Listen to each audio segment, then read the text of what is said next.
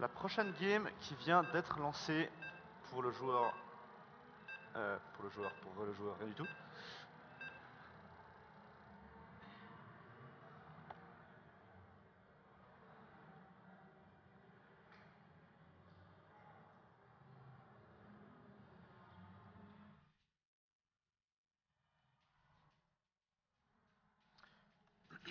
Voilà, nous sommes sur Clair de Lune Fanatique, une map à 2 positions où les joueurs pourront prendre... Je vais d'abord faire la présentation des joueurs. Donc, en haut, à droite de la map, représentant Mindsanity, nous avons le joueur Zerg Penguin.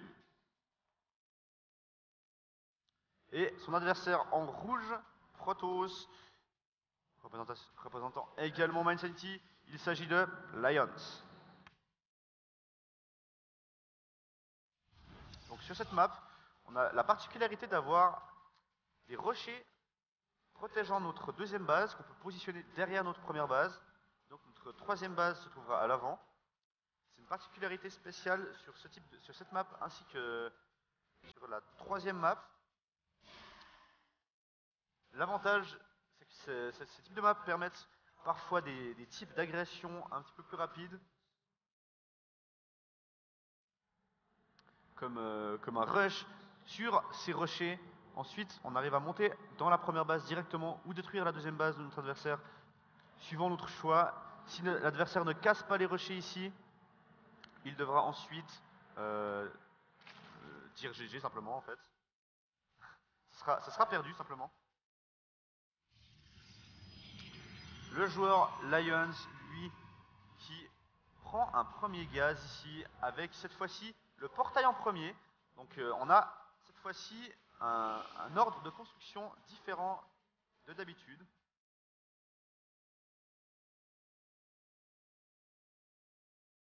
Penguin, lui, qui est parti sur sa couveuse en premier, comme d'habitude, hatch first. Lions pourrait éventuellement partir sur une agression. Il n'a pas fait la... Oh. Il risque peut-être de... Non, ce sera le menu cybernétique, donc rien de spécial.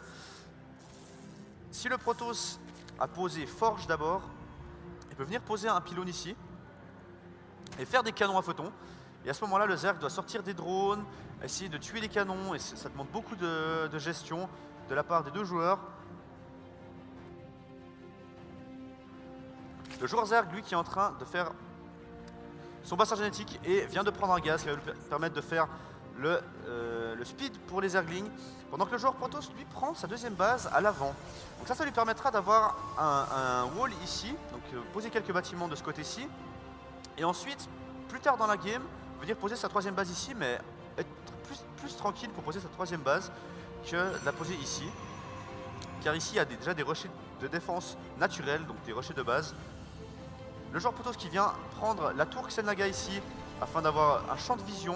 D'ailleurs, ce champ de vision lui révélera peut-être ces deux unités qui se déplacent. Peut-être qu'il va les voir. Voilà, il les voit juste passer là, il sait qu'il y a deux Zerglings de repérage qui passent gentiment par ici. En attendant, les deux joueurs qui se regardent droit dans les yeux là. Le Zerg qui est juste devant la base de son adversaire, qui va essayer de regarder ce qui se passe. Il voit la deuxième base, il voit la sentinelle. Et là, on a quelque chose de très agressif de la part du joueur Zerg. C'est une mutation en terrier très rapide. Et là, avec ça, ça va faire une agression super rapide et super imprévisible si le joueur Protoss ne s'y attend pas. Donc le joueur Protoss devra aller chercher l'information s'il veut savoir ce que lui réserve son adversaire. On a deux petits Zerglings ici qui viennent taper les rochers destructibles, les débris, qui commencent à prendre du dégât. Bon, ça prend un petit moment quand même avec seulement deux Zerglings, mais ces rochers, une fois détruits, lui permettront de passer par ici éventuellement. Mais là, il y aura normalement un wall de ce côté-ci de la part du joueur Protoss. La sentinelle ici qui est posée avec ces deux nouveaux portails. Et donc ici on a un bon wall de ce côté-ci. Le noyau de vaisseau mère, lui, qui vient de sortir du côté Zerg. On a des drones encore produits, mais très peu de drones. Oh là là. Alors on a une agression qui se prépare peut-être de la part du joueur Protoss. Le Warp Gate vient d'être terminé, d'ailleurs il est vu. Une tanière d'hydralisque qui vient d'être posée pour le joueur Zerg, donc d'hydralisque.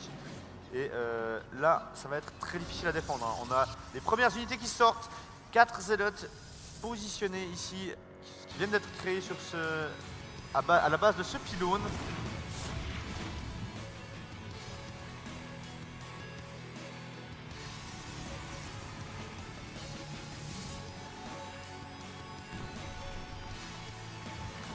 On a beaucoup de zélotes qui arrivent là, il n'y a pas grand chose pour défendre. Il y a juste un noyau de vaisseau mère en plus en face. Les Zerglings qui sortent, les reines qui tapent. Elles font ce qu'elles peuvent, il va falloir utiliser le sort de transfusion là. Attention. Oh c'est joli, très jolie défense de la part de Penguin là. Mais est-ce que ça va suffire? Il y a un nouveau warp, 3 zélotes supplémentaires qui arrivent. L'aiguillon rempart qui vient d'être tué, mais il reste plus que 5 zélotes. Un hydralisque pour le joueur Zerg. Il n'y a pas grand chose. Il n'y a vraiment pas grand chose. Ça se joue à rien du tout. Le joueur Zerg qui doit faire attention. Les Zerglings qui sortent. La dernière reine qui est focus. Elle va perdre la vie. Attention. Jolie transfuse. Très stylé. Très jolie défense de la part de Penguin. Il vient de s'en sortir avec pas grand chose. En étant parti sur l'air à 5 minutes. C'est très joli. Très bien joué de la part de Penguin. On a le complexe robotique qui est posé un petit peu bizarrement d'ailleurs. Ça va retarder le minage du gaz de Lions là. Il va devoir miner comme ça son gaz. Ou même comme ça. Je sais pas. On a beaucoup de trackers actuellement qui sont faits pour le genre Protoss. La tech reste sur du tracker, donc sur de l'unité portail. On a du tracker, du zélote, du sentinelle. Rien de très incroyable au niveau technologique. Mais ça suffit à faire la game dans la plupart des cas. On a de l'hydralisque et du zergling pour le joueur Zerg. Le joueur Protoss qui vient scouter son adversaire. Lions qui veut savoir ce qui se passe. Il voit les hydralisques. Et la troisième base qui vient d'être posée pour le joueur Zerg actuellement. Le joueur Zerg qui est sur 39 drones. C'est pas énormément. À 9 minutes, c'est pas énormément de drones. Et voilà, le Protoss qui doit miner son gaz un petit peu bizarrement, on peut le voir ici. Il va faire le tour avec ce complexe robotique posé de manière un petit peu étrange. Et le rocher qui va finalement être focus, ou alors... oui, le rocher qui va être focus par les Zerglings ainsi que quelques hydralisques qui arrivent derrière. Et ça a l'air d'être un gros all-in. Et voilà, la probe qui vient et qui voit ces Zerglings en train de taper, il va falloir réagir. Lion va devoir faire quelque chose là.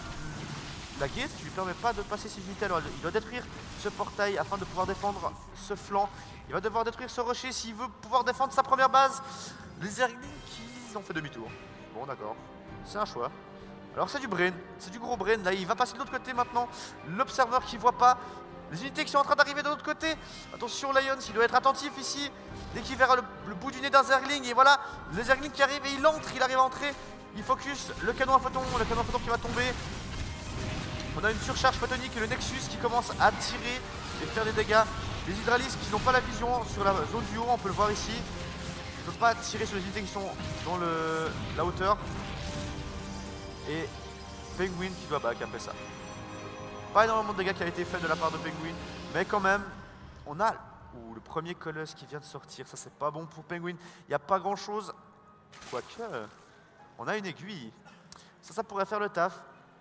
Comme on l'a vu dans les games précédentes, c'est une unité très puissante. Par contre, Lions qui veut pas se laisser faire, il veut pas laisser son adversaire rentrer chez lui. Il veut absolument prendre cette game maintenant. Il va avancer avec tout ce qu'il a.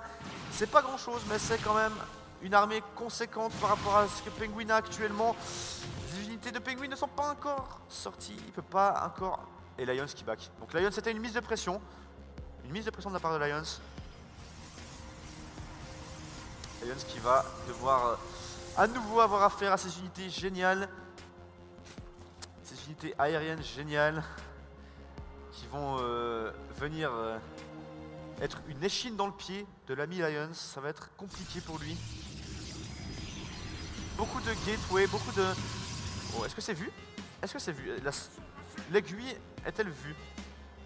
les Mutalisques qui sont en train de traverser la map pendant que les Phoenix hallucinés vont venir. Et voilà, c'est vu. Lions le sait normalement, il doit l'avoir vu. Il a peut-être pas été sur ses Phoenix à ce moment-là, mais le bâtiment est visible même après être passé dessus. Les Mutalisques qui sont en train de traverser la map gentiment. Lions ne les voit pas arriver pour l'instant, il ne sait pas de quel côté est-ce que ces Mutalisques sont en train de venir. Les Hydralisques, eux, l'armée Hydralisk Zergling est en train de monter de l'autre côté, en train de casser le rocher. Et les Mutalisques arrivent dans la première base de Lions.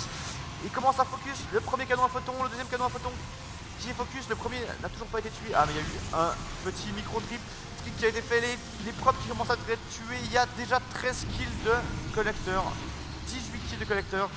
Lions décide de push à l'avant et venir attaquer son adversaire à l'avant. Ah, c'est le trade base. Penguin qui va devoir tuer le maximum de bâtiments avec ses Mutalisques, qui va devoir faire le plus qu'il peut avec ses Mutalisques. Il y a plus de canons encore qui sont posés pour Lions dans sa deuxième base. Ah, c'est difficile là. C'est difficile. On a les Hydralisques et les Zerglings qui arrivent de ce côté-ci, les Mutas et les Mutas qui arrivent de ce côté-ci. Et le noyau cybernétique qui va être détruit. On a quelques Stalkers ici qui essaient de faire du dégât. Les canons à photons qui sont quasiment one-shot par les Mutalisques. Ça va être compliqué de défendre ça. Est-ce qu'il y a moyen encore de faire un recall peut-être pour tous les Stalkers? Ah, pas de recall. Pas de recall. On n'a pas de Mothership Core. Si, le Mothership Core. Ah, il est dans la deuxième base. Aïe, aïe, aïe. Et il n'a pas suffisamment pour faire... Oh, le Mothership Core qui tombe. Il n'y a plus rien. Il n'y a plus rien pour Lions. Il n'y a plus que 5 probes, 4 probes.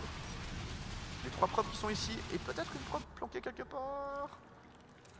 On va voir. Probe. Non, c'est pas où elle est cette probe. Peut-être planquée quelque part. Un point rouge quelque part peut-être. Il n'y a plus grand chose pour le joueur Protoss. Il n'y a vraiment plus grand chose. Et d'ailleurs, le joueur Protoss qui est découvert, donc ça veut dire qu'on peut voir ses bâtiments. Et voilà. Là c'est le grattage de bâtiments. Comme dans les parties précédentes, les Mutalisques qui font le taf. On a les Hydralisques et les Zerglings qui vont ici s'occuper de ces bâtiments présents ici. Et on a le pylône qui va se faire focus par les Mutalisques. Il restera plus grand chose. Le joueur Zer qui a encore pris des bases ici. Avec tous ces drones ici, on a beaucoup de collecteurs et là il risque rien. Les drones qui sont simplement transférés vers la nouvelle base. Et les Hydralisques et les Zerglings qui font le taf. Il y a vraiment pas grand chose ici pour contrer tout ça. L'armée du Protoss, elle qui essaie de tuer le maximum, mais là il n'y a vraiment pas moyen.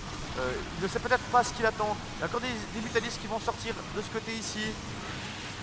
Les Mutalisques qui sortent, ils se font agresser par les Stalkers, attention. Les Mutalisques qui se font agresser. Et Penguin qui joue avec ses Mutalisques et qui les fait danser en dessus de l'armée du Protoss parce qu'il sait qu'il n'a plus grand chose à craindre. Il sait que le dernier bâtiment se trouve ici et qu'il n'aura plus qu'à le focus afin de gagner cette game. Et une fois que ce pylône sera tombé, il aura gagné. Il aura gagné le show match entier, le best of 7, 3-1 pour Penguin à l'instant. Et ce sera bientôt un 4-1 pour Penguin s'il attaque ce bâtiment là, ici. Est-ce que Lions essaie de défendre? On a des archontes et c'est un archonte halluciné. Il le sait, il ne craint même pas l'archonte. Et c'est le GG. Très bien joué.